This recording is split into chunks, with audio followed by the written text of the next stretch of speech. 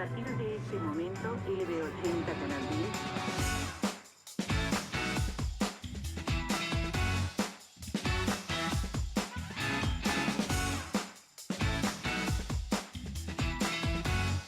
Ha nacido el color en la Argentina. Canal 10 de Córdoba, Cerros.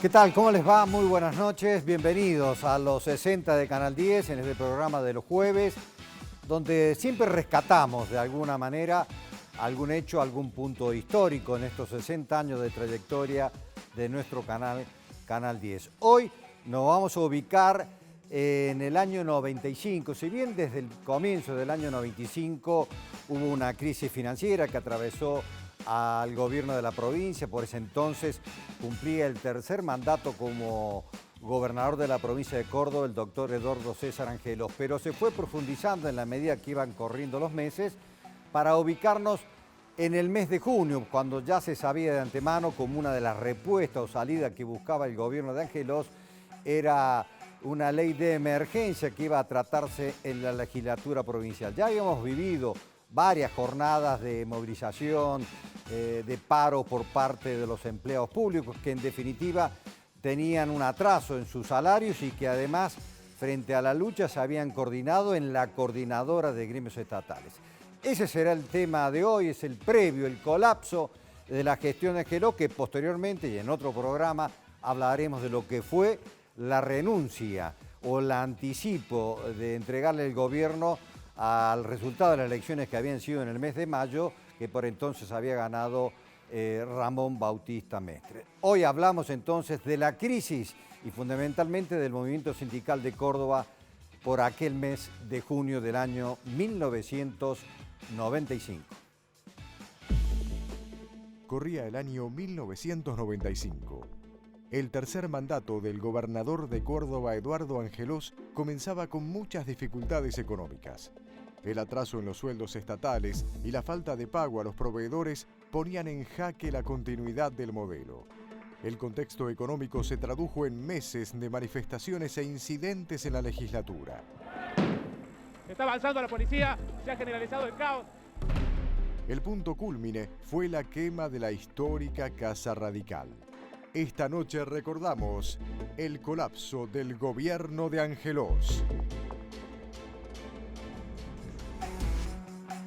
Bueno, y para recordarlo y para saber cómo se cocinaba todo lo que estaba detrás de todo este movimiento sindical y de esta lucha de los trabajadores, hemos invitado nuevamente con nosotros a José Pién, secretario entonces, y seguí siendo secretario del SET, del Sindicato de Empleados Públicos. ¿Cómo te va, José? ¿Qué tal? Muchas gracias por la invitación. Bien, acá estamos. Bueno, han pasado 27 años de esto. O sea que hay cosas que ahora las podemos decir a lo mejor, ¿eh? Te invito a que hagamos ese recuerdo, paso a paso, más o menos. Yo hablaba al inicio de que se comenzaba el año ya con problemas, pero en realidad ya el 94 había sido con inconvenientes, ¿no? En diciembre del 94, Walter Grabovac era secretario general de la UPC. Claro. Y obviamente éramos muy próximos, además de amigos. Me llama y me dice, hay rumores serios de que no se va a pagar en término el aguinaldo y el sueldo de diciembre. Claro. Bueno, antes del 20 de diciembre armamos una movilización al Ministerio de Finanzas, que ya funcionaba donde está actualmente, frente al Parque Sarmiento, y reclamando que se pagaran en términos Claro. el aguinaldo y el salario de diciembre. El día 2 de enero hicimos esa movilización, porque ya pasó el resto de diciembre Y no había nada. y no hubo nada. El 2 de enero hicimos otra O sea, en movilización. pleno de enero, digamos. Pleno de enero. Claro. Y el 5 de enero, víspera de Reyes, hicimos una cosa que tuvo mucha difusión en su momento, que era simbólica. Llenamos la explanada del Ministerio de Finanzas de zapatos. Ah, me acuerdo, sí. Y cuando nos Que pedían los preguntaban reyes, digamos. que vengan los Reyes y traigan el sueldo. Claro, sí, lo recuerdo. Sí, Empezó el año así. claro. Y fue un año que las dificultades se fueron multiplicando, los sueldos se empezaron a atrasar, ya después hubo meses que no se pagó, después se pagaban partes de los sueldos o a distintos sectores. Y fue un periodo de movilización permanente, porque estábamos todos todo ese los año, días. recuerdo, fue tremendo, ¿no? Todos los días. Pero quizás empezó como a caldearse mucho más allá de la demora y de todos los retrasos y de todo esto que venía ya desde diciembre del 94. Me da la sensación a mí, hoy, a 27 años de los hechos, que se acelera un poco más o se calientan más los ánimos a partir de que el gobierno de la provincia o el gobierno de Angelos ve como una salida, como una alternativa, pagar en bono, armar una ley, la ley de emergencia, que era lo que se planteaba, y esto generó un poco más de conflicto de lo que ya venía estando, ¿no? Sin duda que es así. Y el conflicto se generalizó tanto que hubo una seria preocupación de la Iglesia de Córdoba. Claro. Y en ese sentido, a partir de Monseñor Primatesta, que era el arzobispo de Córdoba, se armó una serie de reuniones con los gremios estatales, reuniones que se realizaban en la estación del ferrocarril Mitre. El anfitrión era el secretario general de la Unión Ferroviaria Mitre, Badra, un compañero de aquellos años, viendo qué es lo que se podía hacer. Y la Iglesia impulsó una audiencia con el presidente Menem, Claro. de los gremios estatales, Sí. para ir a plantear este tema. Mientras tanto, hubo algunas señales del gobierno nacional para los gremios.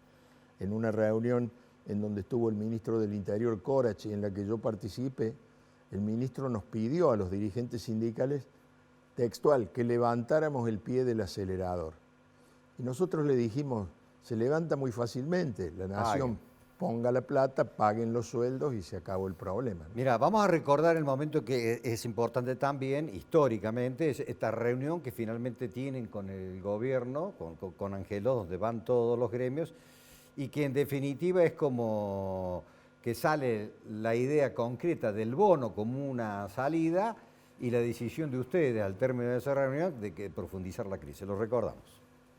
Por espacio de 1 hora y media estuvieron reunidos aquí en Casa de Gobierno el gobernador de la provincia, doctor Eduardo César Angelos, junto a miembros de su gabinete y los principales referentes y dirigentes sindicales de los gremios estatales. Está cierta la posibilidad del pago con bonos y solamente la ha relativizado en el sentido de decir que en la medida en que ingresen fondos, se va a utilizar menos el bono y más los fondos. Evidentemente vamos inmediatamente a evaluar para dar la respuesta en el plano del Poder Ejecutivo y también a los legisladores a quien el gobernador ha transferido la principal responsabilidad de la autoría y de la suerte de este proyecto. La provincia no está en condiciones de afrontar las deudas que tiene ni con los trabajadores ni con los proveedores, sino es solo con los recursos propios, por lo cual, sin lugar a dudas, que se está anunciando que esta crisis se va a mantener en el transcurso de varios meses más. Bueno, un punto aparte, estás igual, salvo las canas, has tenido suerte. Mirá que han pasado 27 años, ¿eh? Y creo que los marcos de los anteojos es la única diferencia que noto, ¿eh? Bueno, claro, ahí ya se profundizó más, porque incluso vos recordarás que en esa época se decía que el problema era político, la pelea que tenía Angelos con el que era entonces ministro de Economía Cavallo, ¿no? Y que no le habilitaba los recursos, la plata, ni la posibilidad de acceder a créditos, ¿no? Lo cual era cierto. El contexto obviamente que influía, por eso se hablaba del efecto tequila, ¿no? Claro. Una crisis mundial que aquí la agarró a la provincia no muy bien calzada, con otra crisis dentro de la provincia que era el Banco Social fundido, con lo que eso significaba. Sí. En esa audiencia con Menem, presidente, los dos dirigentes sindicales que estuvimos presentes, el resto nos esperó afuera, fuimos el secretario general de Judiciales, Martín Carabajal, y yo. Fuimos los dos que estuvimos. Y pudimos ver de primera mano qué cosas se ponían sobre la mesa, ¿no? Menem le preguntó a Angelos si tenía prevista o tenía alguna línea con la línea de créditos de Estados Unidos. Angelos le dijo que sí. Menem le dijo, nosotros te vamos a ayudar, pero no vamos a poner como garantía los recursos de la nación, pero te vamos a ayudar. Claro. Y ordenó una reunión. Cavallo no estaba en la reunión, estaba todo su equipo, pero él no. Le ordenó al equipo de Cavallo que se reunieran con Angelos en una sala contigua. El equipo dijo, lo hagamos el lunes. Menem les dijo, no, hoy, ya. Se reunieron y expuso allí Angelos aparentemente cuáles eran las líneas que tenía tiradas. Sí. En virtud de lo cual, a fin de al fin de esos días, de esas semanas, fueron a Estados Unidos supuestamente a cerrar un préstamo. ¿Quién era fiscal de Estado? Jaimovich. Sí. Y quien era ministro de Ministro Obras coordinador. Públicas, Felipe Rodríguez. Que era ministro coordinador ya a esa altura ahí. Sí. Y ahí quedó en claro Sí, que no había no ningún había acuerdo con ningún banco de Estados Buscando, Unidos. buscando estas imágenes, los archivos, no la puse porque no podemos poner todo y seguramente cuando tratemos el tema de la renuncia concretamente del doctor Angelós lo vamos a ver, pero estuve viendo las imágenes de esa reunión con Menem, porque incluso también políticamente hasta en algún momento, como ya había mucho caos, se hablaba de la posibilidad de la intervención. En ese caso a nosotros Menem nos dice en esa nota, no está previsto la intervención, tratamos de buscar y solucionar los problemas vía Estados Unidos con algunos créditos que se pudiese dar, que finalmente después no se dio. Pero seguimos cronológicamente porque llega el momento en que finalmente, más allá de todos los paros y las movilizaciones que se había dado, llega la fecha, estamos hablando del 22 de junio, del tratamiento en la legislatura. Lo que vamos a ver ahora fue todo porque ahí empieza, valga el término, el quilombo grande que tuvo, porque yo creo que después del Cordobazo, por lo menos en mi memoria de lo que he visto, no hubo, como hubo por esos días, que comienza la legislatura y que más adelante vamos a ver lo que fue finalmente el Patio Olmos, la Casa Radical. Pero esto ocurría el día que para mí también, y vos lo vas a confirmar, Pepe, hasta ese entonces no se vallaba la legislatura. Jamás. No se vaya. Esa vez fue la primera vez, no solamente que se ponen valla en la legislatura, sino que ponen en las calles adyacentes, en la 9 de julio, en la de Anfunes. Es decir, ya se veía, veníamos con varios días y meses de esto, así que... Pero esto ocurría en la legislatura.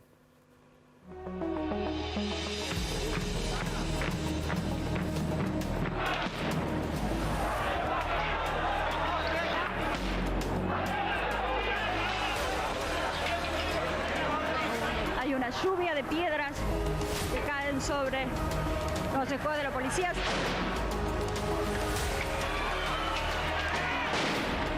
Siguen arrojando ladrillazos, aquí puede pasar cualquier cosa.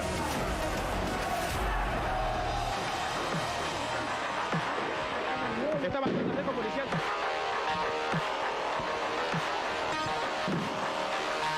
Está avanzando la policía, se ha generalizado el caos.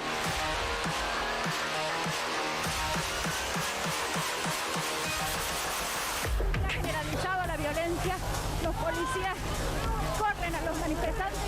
Señores, una situación difícil. La policía ahora corre a los manifestantes.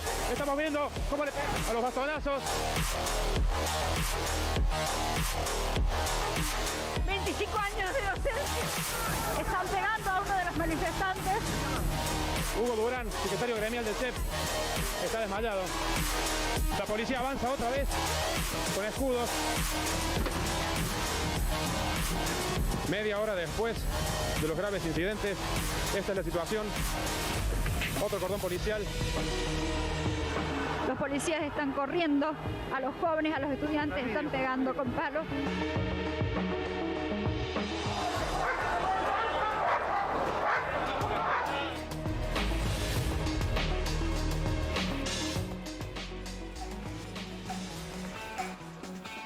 Bueno, eso era lo que pasaba allá afuera, que finalmente lo que estamos mostrando es una edición de varios hechos, porque realmente fue una batalla campal, todo lo que fue entre la 9 de julio, la calle de Anfunes, Rivera, Indarte, e incluso algunos que se fueron, en ese caso una columna de Luz y Fuerza que fue hacia la Plaza San Martín, hacia el Cabildo. Pero en el interior, no lo vamos a poner ahora por una cuestión de tiempo, en el interior también hubo mucho problema, agarraron a trompar a los legisladores entre ellos y tiraron vasos de agua, fue todo un caos con respecto a eso. Y a partir de allí ya era evidente que cada vez iba a ser peor. Y entonces no se sabía qué es lo que iba a ocurrir, más allá que había sido como un cuarto intermedio, se había paralizado un poco en la legislatura, pero era evidente que o a la noche, que finalmente pasó eso, se iba a tratar esa ley que pedía Angelós.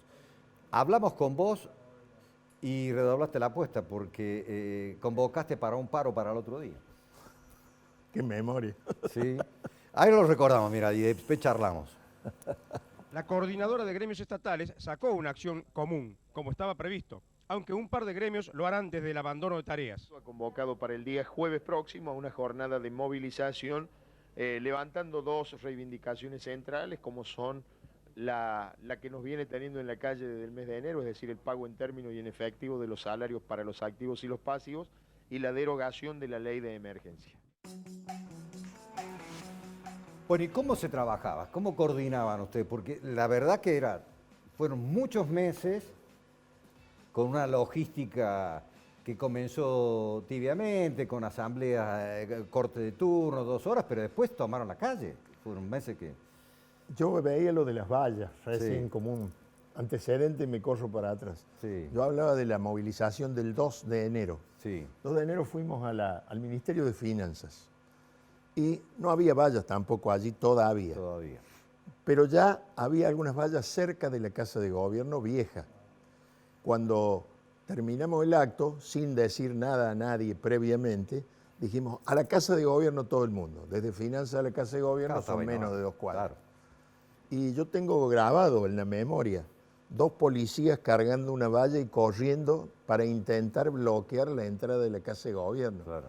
Claro, quedaron atrás. Sí, sí. Y cuando llegamos, los compañeros querían entrar a la Casa de Gobierno y nosotros los paramos en el hall, en la puerta. Le dijimos, no venimos a tomar la Casa de Gobierno, venimos a reclamar que se paguen los salarios en término. Pero fue la primera vez que ya vimos a la policía cargando las vallas mientras corríamos. Sí, sí, ¿no? Claro, ya estaba. Respecto a tu pregunta, era una cosa, primero sí, uno pierde la memoria y pierde la cantidad de días y las formas que salíamos. Nosotros teníamos compañeros que dormían en el gremio. Teníamos, qué sé yo, reuniones todos los días que eran más o menos rápidas, porque era más que nada, pues, si hay alguna novedad, pagan algo, no, mañana ¿qué hacemos? Y la herramienta que teníamos era la calle, así que estábamos en la calle todo el tiempo. Llama el trabajo, porque yo recuerdo de eso y siempre ustedes hablaban de eso, es decir, cuando ya son muchos los días y pasan los meses y la deuda y uno va saliendo a las calles, es como que uno se va entonando, era difícil controlar a la gente. Absolutamente. Se hace mucho más difícil. Absolutamente. Y la prueba para evitar fue, desmanes, digo así, ¿no? Pero es así, absolutamente. Además había una masividad que tiene mucho que ver con un fenómeno de hoy. No había trabajo precario. Claro. Todo el mundo era de planta permanente. Entonces su trabajo no corría riesgo en el sentido de que si era una medida declarada legalmente, se abandonaba, se salía a la calle, no había ningún tipo de represalias posibles, ni siquiera se practicaba en general los descuentos de día de paro, no se practicaba. Entonces la posibilidad de la movilización era mucho más amplia primero. Y segundo, sí, recién vimos las imágenes de la quema de la Casa Radical y fue el punto culminante del descontrol, porque teníamos bastante controlado el accionar de los compañeros. Ahora en el próximo bloque vamos a hablar un poco de eso ya y nos vamos a concentrar en cómo fue progresando todo eso para terminar allí en la Casa Radical. Nosotros vamos a hacer la primera pausa, vamos a seguir conversando. Como siempre aquí hacemos una trivia, hacemos alguna preguntita para que ustedes en casa puedan hacer memoria si es que se acuerdan a ver de algún tema que tiene que ver con lo que venimos tratando. Y la trivia de hoy es la siguiente. Bueno, porque claro, además de toda esa cuestión de los sueldos y lo que se debía, también en esa ley se intentaba lo que hoy se conoce como privatizar, digamos. Entonces la pregunta es, ¿qué empresas se buscaban privatizar con la ley de emergencia? DIPAS, que vendría a ser lo que hoy o era Obra Sanitaria, Agua, lo que hoy es Agua Cordobesa, y la Empresa Provincial de Energía de Córdoba, o el Banco Social, o las obras sociales. Bueno, ustedes nos dicen, nosotros hacemos la primera pausa y enseguida volvemos.